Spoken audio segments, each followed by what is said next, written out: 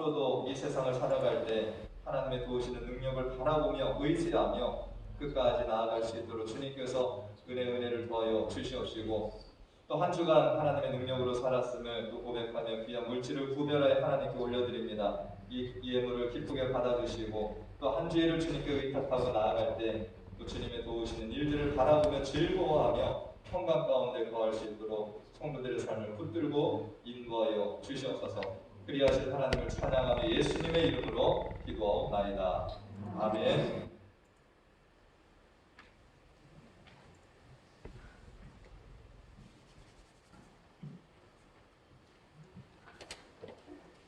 우리 하나님의 말씀 사도행전 16장 25절에서 31절까지 말씀 함께 봅니다.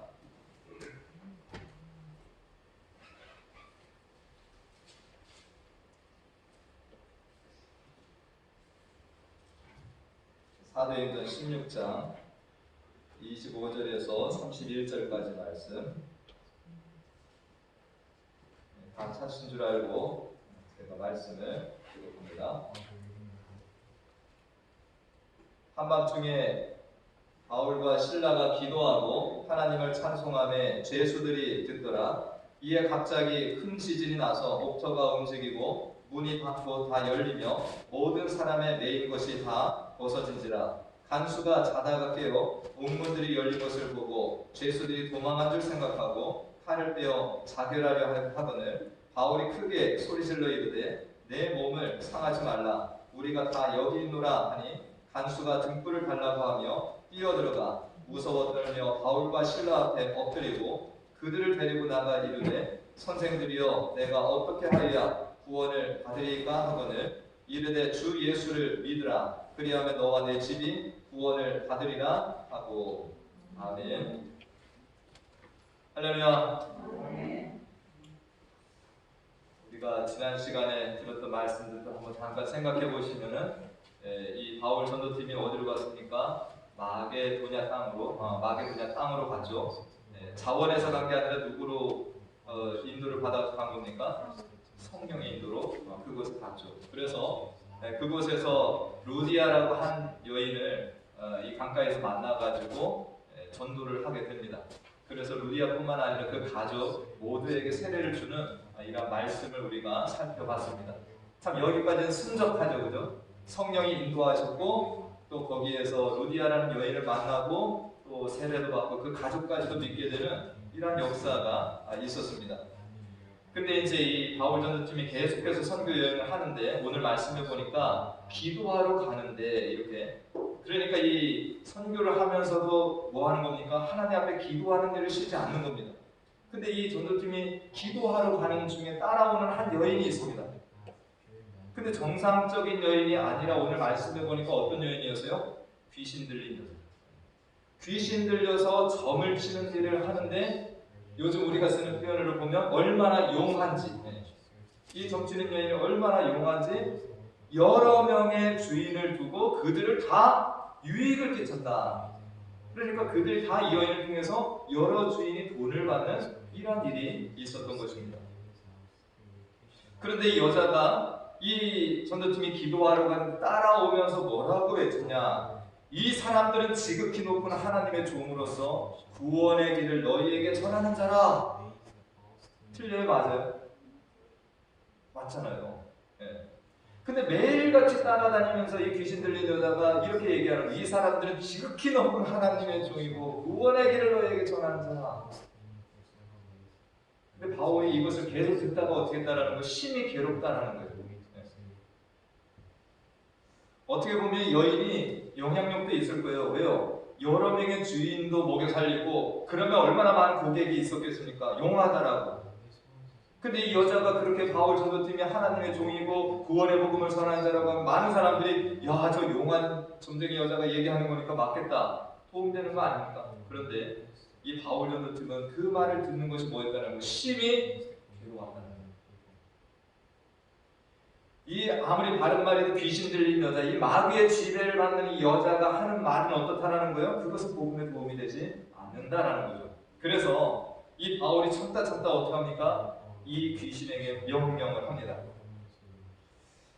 그래서 이 바울이 그렇게 얘기하죠. 예수 그리스도의 이름으로 내가 내게 명하노니 그에게서 나오라. 그래서 이 귀신이 여인에게서 바로 나오게 되고 이 여인은 어떻게 됩니까? 이제는 평범한 여자가 돼요. 그동안에는 막 그냥 정말 이 귀신 들려서 점치고 사람들에게 막 이런 걸 전달하고 주인에게 유익을 줬던 여자가 평범한 여자가 되었어요. 그럼 이것은 바울의 입장에서는 잘한 겁니까? 못한 겁니까? 선한 일을 행한 거죠. 근데 바울이 이 여인의 이 치유, 어떻게 보면 치유잖아요. 귀신 들린 여인을 고쳐줌으로 인하여서 이후에 바울 전도팀에게 엄청난 시련과 고난이 찾아오게 됩니다. 그동안에 이 여인 한 명을 두고 여러 명의 주인이 돈을 벌었어요. 많은 돈을 벌었는데 이제는 자기들의 수입원이 끊어진 거예요. 이 여자가 온전해지니까 돈을 벌 길이 없는 거예요. 그래서 이 사람들은 다 어디 사람이니까 로마 사람들의 주인들. 그러니까 어디 한낱 유대인이 와가지고 우리를 이렇게 방해하는가. 그래서 이 바울 전도팀을 그냥 끌고 가서 고소를 합니다. 근데 가서는 속마음을 숨기죠. 우리가 더 이상 뭐 이 여자로 인해서 돈을 못 번다 이런 말을 한 게 아니라 성경에 보니까 이 사람들이 유대인인데 우리 성을 심히 요란하게 하여 로마 사람인 우리가 받지도 못하고 행하지도 못할 풍속을 전한다. 그러니까 나쁜 풍속을 전하는 아주 그냥 요상한 자들이라고 얘기를 하는 겁니다. 그래서 이 바울 전도팀이 잡혀가지고 어떻게 되는 거예요? 그날 고초를 당합니다. 바울과 실라는 이 귀신 들린 여자 치유해줬다가 끌려가고 뭐 하는 거예요? 모진 매를 맞고 착고에 채워서 깊은 감옥에 던져졌다. 이것은 중죄인 처리하는 거예요. 중죄인. 아주 죄 가운데도 아주 무거운 죄인들이라는 거예요. 성령께서 인도하시는데 어떻게 이런 일이 생깁니까? 네. 성령께서 인도하셔가지고 루디아까지는 순적한 것 같은데 왜 이런 일이 그 전도팀에게 찾아오는 것일까요? 우리가 하나님이 인도하시는 길은 이렇게 순탄한 대로만 있는 것이 절대 아닙니다. 오늘 이런 말씀을 통해서 하나님을 우리가 쫓아간다, 성령의 인도함을 받는다라고 하는 것은 순적한 일도 있지만 때로는 뭐도 있는 거예요? 역경과 어려움도 있다는 거예요. 그걸 누가 허락하셔야 있는 겁니까? 하나님의 허락 속에서 이런 일들이 우리에게도 있다는 거죠. 이 낯선 마게도냐 땅에 가서 이런 일을 당한 이 바울과 실라는 얼마나 난처하고 곤란했을 거예요. 아는 사람도 별로 없고 낯선 땅에 가고 복음 전하다 지금 뭐 당한 거예요? 매를 맞고 감옥 속에 던져져 갖고 창고까지 씌워져 있는 이런 비참한 지경에 있습니다. 인간적으로 보면 어렵고 난감한 어떤 이런 상황이었다고 볼 수 있습니다. 근데 우리가 여기에서 바울과 실라의 놀라운 모습을 이제부터 보게 되는 겁니다. 우리가 신앙이라고 하는 것이 언제 진가를 발휘합니까? 평범할 때가 아니라는 거예요. 언제예요? 정말 고난과 어려움이 우리에게 올 때 그 사람의 신앙이 어떠한가가 드러나게 된다는 거죠. 바울과 실라가 지금 감옥에 들어갔어요. 그런데 여기 감옥 속에서 하나님을 원망하지 않습니다. 하나님께서 인도하셔서 이 마게도냐 땅까지 왔는데 왜 우리가 이런 일을 당합니까? 왜 우리가 귀신 들린 여자를 치유해줬는데 매를 받고 이 감옥 속에 이렇게 갇혀야 됩니까? 하나님 앞에 이런 원망을 하지 않았습니다. 이 바울과 실라는 지금 몸에 매를 맞아서 얼마나 힘들겠어요. 피가 나고 착고에 채워져 있고 그런데 이 몸은 매였을지라도 그들의 영혼은 감옥 속에서 절대로 매이지 않았다라는 사실이죠. 할렐루야. 몸은 갇혔어도 영혼은 갇히지 않았어. 이 바울은 이미 주의 길을 따라가는 동안에 이 로마서 14장 8절 말씀에 보면 유명한 말씀이 있죠. 우리 다 같이 한번 읽어볼까요? 바울이 이런 자세요. 시작. 살아도 주를 위하여 살고 죽어도 주를 위하여 죽나니 그러므로 사나 죽으나 우리가 주의 것이로다. 아멘.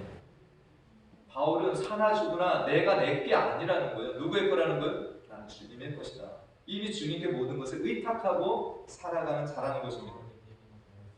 그렇기 때문에 이 바울과 실라는 깊은 감옥 속에 있는데 오늘 25절 말씀에 보니까 뭐 했다고 그랬습니까?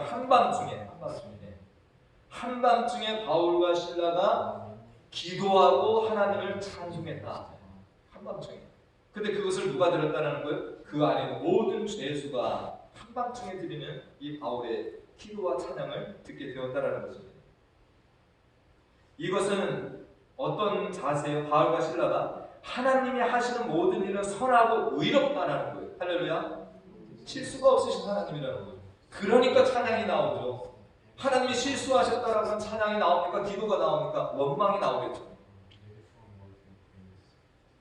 그리고 이 어두운 상황에서도, 이 어떤 상황에서도 이 바울과 실은 누구를 의지한다는, 하나님을 내가 신뢰하고 의지합니다라고 하는 이 신앙 고백이 바로 여기에 담겨 있다는, 그러니까 찬양을 하고 기도를 하고 있습니다. 오늘 본문에는 이 바울이 무슨 기도를 했는가 그것은 나와 있지 않습니다. 그런데 이 바울이 누굴 닮은 사람이라고요? 예수님을 닮은 사람. 그 예수님이 어떤 기도를 했는가를 보면 바울도 그런 기도를 했을 것 같아요. 우리가 요한복음 17장에 보면 예수님께서 십자가에 달리시기 전에, 죽으시기 전에 한 기도가 있죠. 겟세마네 기도라고 하는데, 요한복음 17장 말씀으로 예수님이 이 세 가지를 놓고 기도를 하셨습니다. 첫째는 뭐냐? 자기 자신을 위해서 기도하셨어요. 예수님이 자기 자신을 위해서.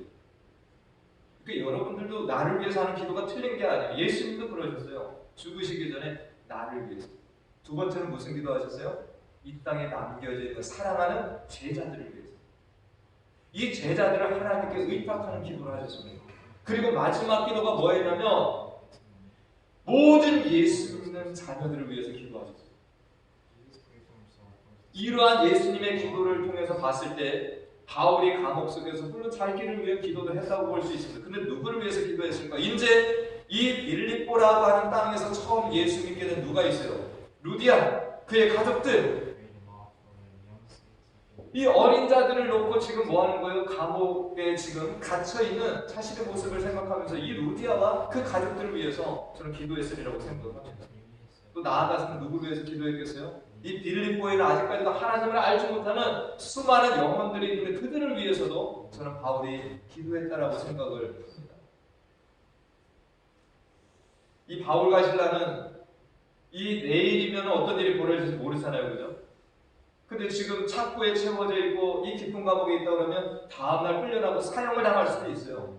뭐 그때는 유대인의 목숨이 헐값이다. 로마인은 귀하지만 유대인들 목숨이하고 사람들이 가볍게 여기는 게 아닙니까? 다음날 죽을 수도 있어요. 그런데 이 바울과 실라는 그 밤중에 하나님 앞에 이러한 기도를 올리고 있다는 것입니다. 우리가 구약 다니엘서의 말씀을 보면 놀라운 말씀들이 많은데 그 중에 이 다니엘의 세 친구가 있었습니다. 그런데 이 느부갓네살이 금신상을 만들어요. 누구든지 여기에 와서 절을 해야 된다. 그런데 다니엘의 세 친구가 절을 하지 않습니다. 이것이 발각이 되니까 이 느부갓네살 왕이 화가 나요. 그래갖고 풀무불이라고 하는 아주 강한 불을 만들어 놓는데 성경에 보면 7배를 더 강하게, 7배를 더 뜨겁게 하라. 그래서 이 다니엘의 세 친구를 거기다 집어넣습니다. 태워 죽이려고. 네. 그런데 이 느부갓네살 왕이 이 다니엘의 세 친구가 어떻게 된지 봐요. 그런데 어떤 장면의 말씀이 있습니까? 성경 말씀을 보니까 이 느부갓네살 왕이 내가 보니 결박되지 아니한 네 사람이 불 가운데 달리고 있다. 세 사람은 누구예요? 다니엘의 세 친구예요. 그런데 느부갓네살 왕이 보니까 네 사람이 그 안에 결박이 풀려져 있는 상태로 지금 다니엘의 세 친구를 묶어가지고 불에 던졌는데 자연스럽게 불 속에서 돌아다니고 있다는 거예요. 근데 마지막 말씀 뭐예요? 그 넷째의 모양은 신들의 아들과 같다. 그 풀무불 속에 누가 계신 거예요? 예수 그리스도. 하나님이 그 안에 역사를 하신다라는 거죠. 표현이 나왔어요. 근데 다니엘도 이 같은 일을 경험을 합니다. 이 그때 왕이 또 무슨 공포를 하냐면 30일 동안에 왕이나 사람에게 절하거나 또 기도하는 간구하는 일을 한 사람은 다 사자굴 속에 집어넣는다. 이런 또 조서를 내는 거예요. 그때 다니엘은 뭐합니까? 그 조서를 알지만 자기가 평상시 하던 대로 예루살렘을 향하여 난 창문을 열고 뭐하는 거예요? 하나님 앞에 하루 3번 기도를 꼬박꼬박 했다라는 것입니다. 이것이 또 발각이 돼가지고 다니엘이 어디로 가요? 굶주린 사자들이 드글드글한 이 불 속에 던져지는 일이 있습니다. 사람들은 뭘 기대했겠어요? 야, 다니엘 들어가면 뼈도 안 남았겠다. 그래서 다음날 왕과 함께 사람들이 갔을 때 다니엘이 어떻게 나왔습니까? 태연하게 나왔다는 거예요. 누가 함께 계신 거예요? 하나님께서 그 안에서 역사를 하신 거예요. 오늘 바울과 실라도 많이 맞았습니다. 다니엘은 창고에 채워져 있어요. 너무나도 힘든 상황이에요. 그런데 그 깊은 감옥 속에 아무도 없고 이 오로지 바울과 실라만 고통 속에 있는 그 자리에 누가 계신다라고 우리는 볼 수 있는 거예요? 그러니까 믿지 않는 이들이나 밖에서 보는 사람들은 다 이 상황을 보고 어떻게 바뀌었어요? 야, 바울과 실라 참 불쌍하고 안타깝다. 외국당에 와가지고 진짜 저렇게 억울하게 그냥 감옥 속에 들어가서 차고에 태워지고 뭐 이런 것들만 봤을 텐데, 신앙의 눈으로 보면 바울과 실라는 육신은 비록 아프고 매여 있다 할지라도 어떤 마음을 보낸 거예요? 거기에서 하나님의 임재를 경험하는 밤이었다는 거예요. 할렐루야. 이게 믿음의 사람들과 세상 사람들이 하는 거 아니겠습니까? 제가 이런 말을 하면 세상의 사람들은 도저히 이해하지 못할 거예요. 뭐가 행복하냐? 뭐가 복된 마음이냐? 그렇게 다치고 매여있고 죽을 줄도 모르는 운명인데 뭐가 감사하고 행복해서 찬양을 하고 기도를 하냐? 이해 못할 거예요. 제가 지난주에 뉴스를 보면서 참 안타까운 이 소식을 들었습니다. 한국의 어떤 유명 여자 연예 개그맨이 뭐 이제 그 유서를 밝히지 말라고 했는데 또 그게 드러난 부분도 있어요. 오랜 질병을 좀 가지고 있었대요. 또 어떤 사람은 또 사람들의 그 악글 뭐라 그럽니까? 그 악성 댓글 뭐 이런 것일 수도 있다고 얘기해요. 어쨌든 36살 된 이 젊은 개그맨 여자가 어머니와 함께 동반으로 이렇게 생명을 끊는 일이 있었습니다. 제가 그 소식을 들으면서 참 얼마나 힘들었으면 그랬을까라는 안타까운 마음도 있고요. 한편으로는 정말 예수 그리스도를 그들이 믿었다고 하면 이 상황을 잘 이겨내고 어머니와 함께 행복하게 살 수 있었을 텐데라는 그런 마음이 제가 동시에 드는 거예요. 세상에 믿지 않는 자들에게도 어려움은 오고요. 믿는 자들에게도 이러한 고통과 이런 어떤 환난은 동일하게 찾아옵니다. 그런데 그것을 어떻게 맞이하고 그것을 헤쳐나가는가, 그것이 틀리다는 거예요. 우리가 이제 자주 들었을 이지선이라는 자매 들어보셨죠? 이지선 자매. 예.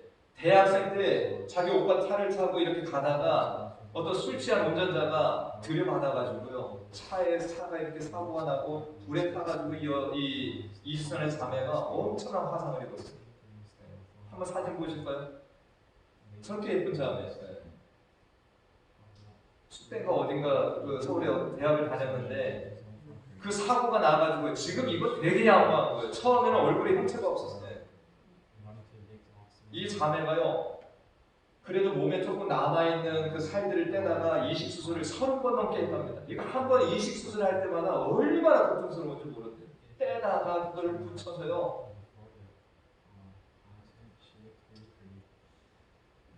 저 자매는 그것을 잘 이겨냈습니다. 저 자매가 신앙인이에요. 저 자매도 처음에는 하나님께 원망의 마음이 없겠습니까? 있었대요. 이렇게 생각을 했답니다. 왜 그날 술 취한 차가 나에게 와서 내가 이런 지경을 당했나? 다른 데 가서 부딪히지 왜 나에게 와서 그런 것을 부딪혔나? 그게 왜 나야만 됐을까? 이것이 계속 들어서 힘들었다는 거예요. 근데 시간이 지나가면서 하나님 앞에 기도하면서 이 자매가 생각이 바뀌었답니다. 누군가에게 일어날 일인데 그냥 그것이 나에게 일어난 것뿐이다. 어쨌든 일은 일어난 것이고 내가 다시 일어설 수 있도록 도움을 준 하나님께 너무 감사하다. 이렇게 승화했다는 거예요. 이 자매는 그래도 자기 생명을 살려주시고 이런 치유의 길을 열어주신 하나님께 감사하면서요, 이런 모습으로 이 젊은 자매가 간증집 때 어마어마하게 많이 다녔습니다. 여러분들 보셨을 거예요. 책도산에 그 지선아 사랑해. 네. 간증집 때 다니면서 정상인들이 오히려 더 우울해하고 절망 가운데 있는 사람들에게 이 자매가 다니면서 그들에게 예수 그리스도를 증거하고 그들에게 소망을 던져주는 이러한 일을 이 자매가 지금까지도 해오고 있다는 거예요. 최근의 소식을 보니까요, 이 자매가 이 손가락도요, 이 엄지손가락만 남고 8개가 다 탔대요. 다 이렇게 타서 손가락이 다 제정상이 아니래요. 그런데 이 자매가 이렇게 치료가 좀 되고 나서 미국의 UCLA 여기 와가지고 6년간 유학생활을 했더라. 사회복지학 공부를 하고 감사하게 지금 저기 한국의 한동대학이라고 있어요. 거기에 교수로 지금 나가요. 할렐루야. 저 손가락 보세요. 저 손가락이 지금 온전하지 않은 거예요. 근데 저런 손으로도 공부를 하고 또 그 고통을 이겨내면서 정말 지금 하나님 앞에 더 큰 영광을 올려드리며 살아가고 있다는 것입니다. 우리도 정말 이렇게 살다 보면 신앙인이지만 깜깜하고 절망한 어떤 이 바울과 실라가 들어갔던 감옥과도 같은 우울함, 이런 것도 우리도 경험할 수 있어요. 그런데 누차 말씀드리지만 믿는 사람들은 그것을 헤쳐나오는 그것이 다르다는 거죠. 누구를 의지하기 때문에? 하나님을 바라보고 의지하기 때문에. 할렐루야. 바울은 정말로 이전에도 루스드라에서 고래 맞은 적이 있어. 근데 이 빌립보에 와서는 또 감옥까지 들어갔어요. 고린도후서 11장 말씀을 보면 이후에도 수많은 어떤 어려움들 많이 겪습니다. 그런데 바울이 그런 어려움들 때문에 자기가 가는 그 복음의 길을 포기했나요? 자기의 생명을 자기가 어떻게 했나요? 바울은 이런 일을 경험하면 경험할수록 어떻게 했습니까? 더 앞으로 나아가고 더 앞으로 나아가면서 하나님이 주신 사명을 끝까지 감당을 했다라는 것입니다. 우리가 2020년 저도 요즘 생각해보면 벌써 11월이네. 아무것도 할 일이 없는 것 같은데 갑자기 코로나라는 것이 이 해 이렇게 오더니만은 11월이 어쨌든 왔어요. 지구상에 우리만 겪는 것이 아니라 모든 땅에 지금 코로나라고 하는 이것이 퍼져가지고 어떻게 된 겁니까? 이 많은 사람들이 긴 시간 동안 이 터널을 지금 통과하고 있는 것과 같은 이러한 시간들이 지금 흘러왔습니다. 코로나19와 우울증이라는 것이 합쳐져가지고 요새 신조어도 만들어졌어요. 코로나 블루, 코로나 우울증이라는 거. 그만큼 많은 사람들이 뭐 했다라는 겁니까? 이 코로나로 인하여서 사람들을 만나지 못하고 집에 갇혀 있고 하다 보니까 이런 것에 사로잡혔다라는 거예요. 그래서 코로나도 팬데믹이지만 이 코로나 블루도 팬데믹이라고 지금 얘기를 합니다. 사람들 두 가지 팬데믹을 지금 맞이하고 있다는 거예요. 코로나와 코로나 블루.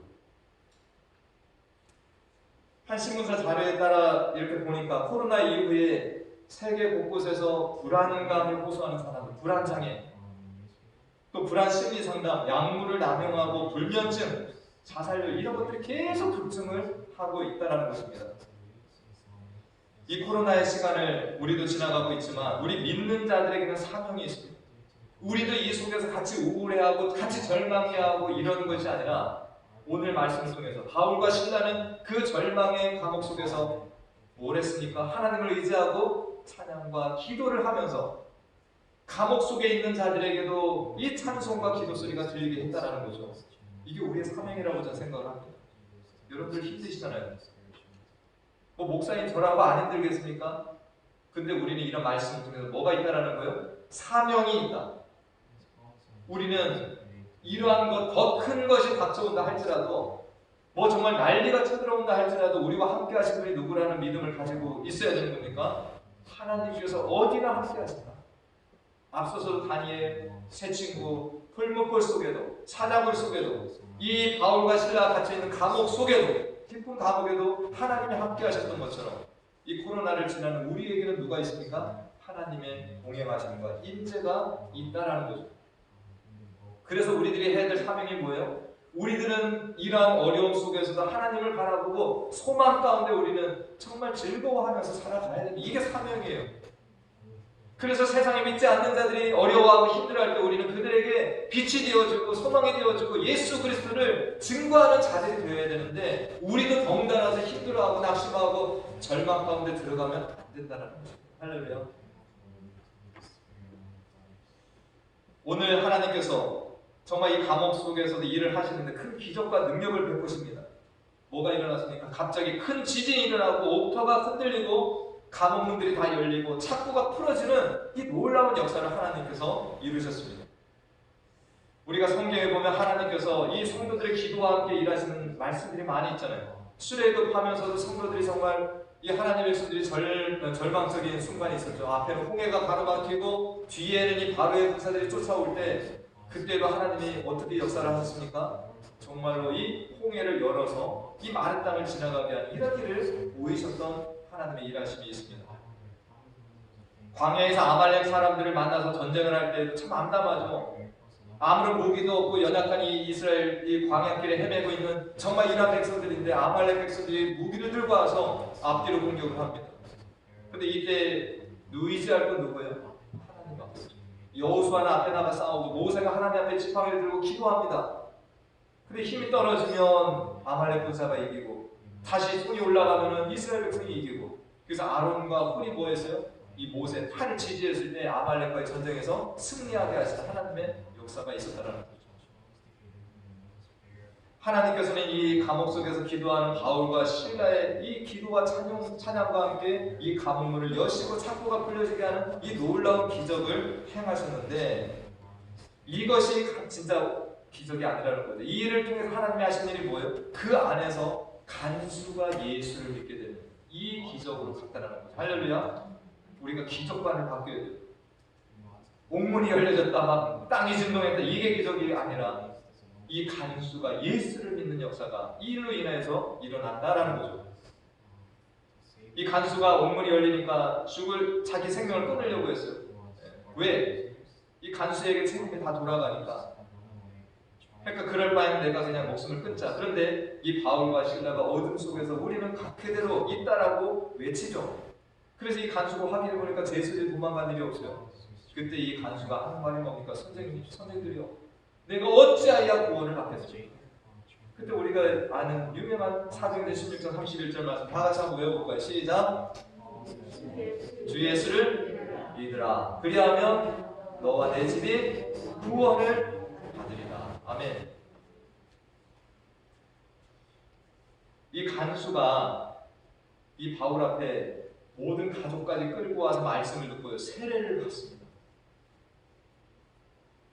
저는 이 말씀을 어제 이렇게 묵상하는데요, 막 몸에 전율이 일어나는 거예요. 참 얼마나 감격스러운 거예요. 한번 바울의 모습을 생각해 보세요. 옷이 찢겨져서 매를 맞았어요. 온몸이 만신창이가 됐어요. 근데 이 간수가 자기가 지금까지 이렇게 돌보던 죄수에게 뭐라고 부르는 거예요? 선생이여, 어째 구원을 받습니다. 그리고는 이 피투성이일 것이고 옷도 온전하지 못한 이 바울에게 자기 가족들을 끌고 와서 말씀을 듣고 세례를 받는다는 거예요. 저는 오늘 이 말씀이 최고의 예배라고 생각을 합니다. 우리가 오늘 예배당에 나와서도 물론 예배드리고 이거 귀해요. 그런데 감옥 속에라고 예배를 온전히 못 드리나요? 우리가 옷을 제대로 안 입었다고 예배를 못 드리나요? 바울과 실라는 옷이 찢겨졌어요. 매를 맞았어요. 그런데 그 속에서 정말로 하나님 앞에 찬양과 기도를 드리는 예배가 있었다는 겁니다. 그 안에서도 뭐까지 일어났어요? 세례식까지 있었어요. 이 간수가 바울을 씻겨줍니다. 매 맞은 자리를 씻겨주고, 그리고 자기 가족들을 다 끌고 가서 형체도 이렇게 온전하지 못할 그런 바울에게 엎드려서 세례를 받는 이 세례식이 얼마나 귀합니까? 하나님께서는 정말로 이러한 바울과 실라가 감옥 속에 갇힌 일도 있지만 이것을 통해서 이 간수 가족을 하나님께로 인도하는 이런 놀라운 일을 계획하시고 실행하셨다라는 것입니다. 우리가 이제 지금까지 보면 이 빌립보에서 예수 믿는 가정이 누구가 된 겁니까? 루디아의 가정, 또 간수의 가정. 여기에서 우리는 또 하나의 그리스도인도 생각해 볼 수 있습니다. 이거 확실한 건 아니지만 누가 있어요? 바울이 귀신을 내어 쫓아서 온전한 여인이 된 누가 있습니까? 귀신 들렸던 그 여자도 제가 봐서는 예수 믿는 자녀가 되었으리라고 봅니다.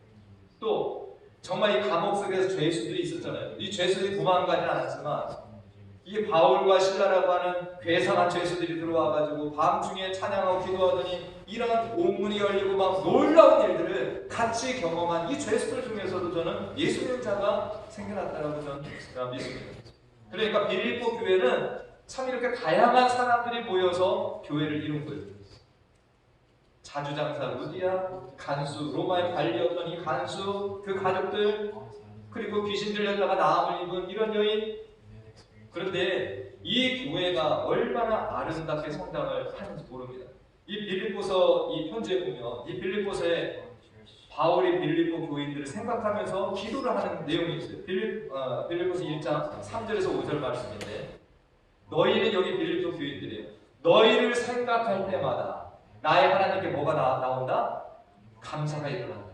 너희를 생각할 때마다 나의 하나님께 감사하며 또 뭡니까? 간구할 때마다 너희 무리를 위하여 기쁨으로 항상 간구하는 이런 성도가 되어야 되지 않겠습니까? 할렐루야. 저도 하나님 앞에 이런 사람이 됐으면 좋겠어요. 하나님이 저를 생각할 때마다 참 기쁨이 넘쳐요. 감사가 막 이 목사도 성도를 생각하면 기도할 때마다 뭐가 일어나야 되겠습니까? 이런 거 있어야 되지 않아요? 기쁨과 감사가 일어나는 거예요. 우리는 서로 간에도 그런 관계가 됐으면 좋겠어요. 내가 어떤 성도를 생각하면 너무 기쁘고 감사해요. 와, 그 신앙 잘하는 거 보면 막 기쁨이 가득해요. 또 바울이 빌립보 교회를 생각할 때마다 또 뭐가 있습니까? 그 뒤에 보니까 너희가 첫날부터 이제까지 복음을 위한 일에 참여하고 있다. 그러니까 빌립보 교회가 갈팡질팡하는 교회가 아니라는 거예요. 처음부터 이 하나님의 일에 참여해가지고 지금까지도 변함없이 이 일을 하고는 이런 교회였다라는 겁니다. 저는 오늘 말씀에서 또 지난주에 말씀드린 루디아의 가정이 뭐였어요? 정말 이 세례받고 한 다음에 이 바울 전도팀을 자기 집에 강권해서 뭐 한 겁니까? 전도할 수 있도록 공간을 제공하고 섬기는 일을 했다라고 했는데 오늘 이 간수도 그런 일을 잘해요. 뭐 했습니까?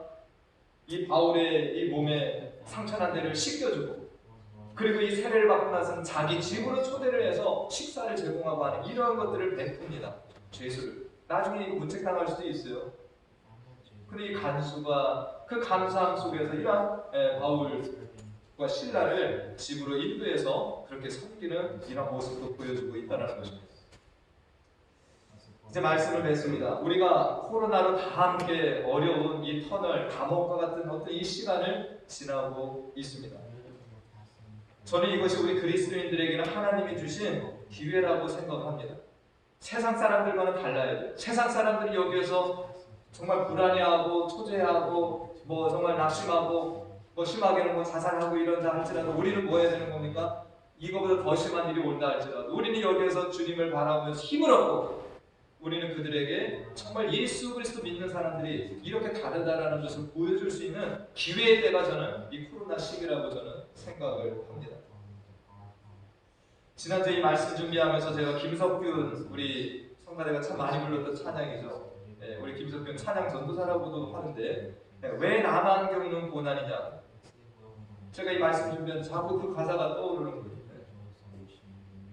가사 중에 이렇게 보면은 왜 나만 겪는 고난이냐고 불평하지 마세요. 고난의 뒤편에 있는 주님이 주신 축복 미리 보면서 감사하세요. 너무 견디기 힘든 지금 이 순간에도 주님이 일하고 계시잖아요. 아멘. 남들은 지쳐 앉아 있을지라도 당신만은 일어서세요. 힘을 내세요. 주님이 손잡고 계시잖아요. 주님이 나와 함께함을 믿는다면 어떤 역경도 견딜 수 있잖아요. 오늘 집에 가서 이 찬양 한번 들어보시길 바랍니다. 우리만 겪는 거 아니잖아요. 세상에 믿지 않는 사람들이나 믿는 자들 다 똑같이 지금 겪고 있어요. 그런데 어떻게 이것을 반응하고 이겨내냐라는 겁니다. 세상 사람들 절망해. 오늘 아침에도 기사를 봤더니 또 한 사람 자살했어요. 한국의 승무원 여자 26살 승무원 이 여자가 직장에서 지금 일이 없으니까 실직 상태라는 거예요. 혼자 원룸에 있다가 또 생명을 끊었더라고요. 그냥 나 세상에 와서 잘 있다 간다고 이렇게 하고서 갔어요. 우리는 이때 책임감을 좀 느껴야 됩니다. 이게 남 일이 아니라 내가 살아있으니까 나는 상관없다가 아니라 이건 우리 믿는 사람들이 이것을 주님 때문에 극복하고 있는 거예요. 지금 우리가 그런 사람들의 희망이 되어지고 그 사람들에게 더 우리가 가진 힘을 가지고 섬겨야 되는 겁니다. 나만 살겠다고 지금 우리가 하는 것이 아니고 우리는 이걸 뛰어넘어야 된다는 할렐루야. 여러분 가족 중에서도 그런 자들이 있을 수 있어요. 여러분들 눈을 들어서 주변을 보면 이렇게 낙심하고 지금 병들어가는 사람이 있을 수 있어요. 우리 책임입니다. 우리가 좀 돌봐야 됩니다. 그래서 저는 이 한 주간에 우리가 또 깜깜하고 어두운 터널을 지나갈 겁니다. 그런데 바울과 신라에게 이 밝은 빛을 보여주시고 그 안에서 기도하고 찬양하게 하셨던 이 하나님의 능력을 우리가 덧입어서 우리도 이 한 주간에 정말 주님 주신 힘으로 우리도 정말 밝고 힘있게 살아가시고 정말 어려운 사람들에게 소망을 던져줄 수 있는 복된 통로로만 쓰임받는 우리 모두가 되기를 간절히 축원합니다. 기도하겠습니다. 하나님, 성령께서 바울과 실라, 디모데, 누가를 마게도냐 땅으로 인도하셨습니다.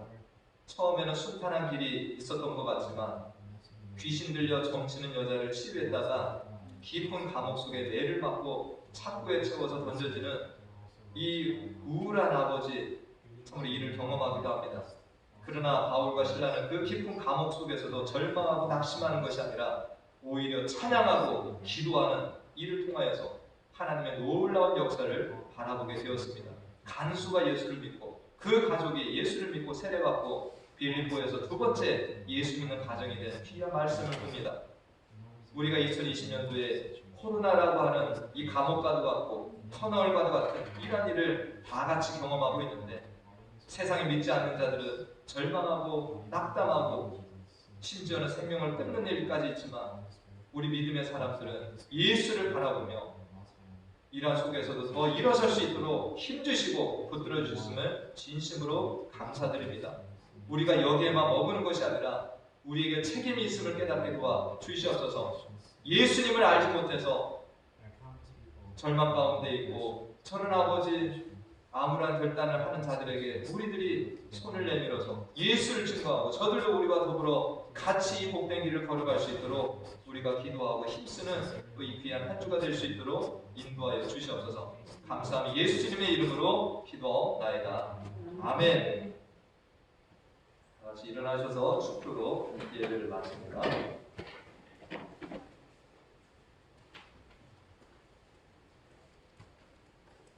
지금은 우리 주 예수 그리스도의 은혜와 하나님 아버지의 무한하신 사랑과 성령님의 교통, 감화, 충만 내주 인도하심이 이 코로나 중에도 지금까지 우리의 마음을 지켜주시고 우리를 통관 가운데 또 육신의 강건함을 지켜주신 하나님께 감사를 올려드리며 정말로 이 어두운 속에서 절망하고 있는 사람들에게 빛과 소금의 이 사명을 또 우리들도 감당해야 된다는 것을 깨닫고 돌아가는 사랑하는 자녀들 머리머리 위와 그 가정과 앞으로의 모든 길 가운데 지금부터 영원토록 함께 하시기를 간절히 축원하옵나이다.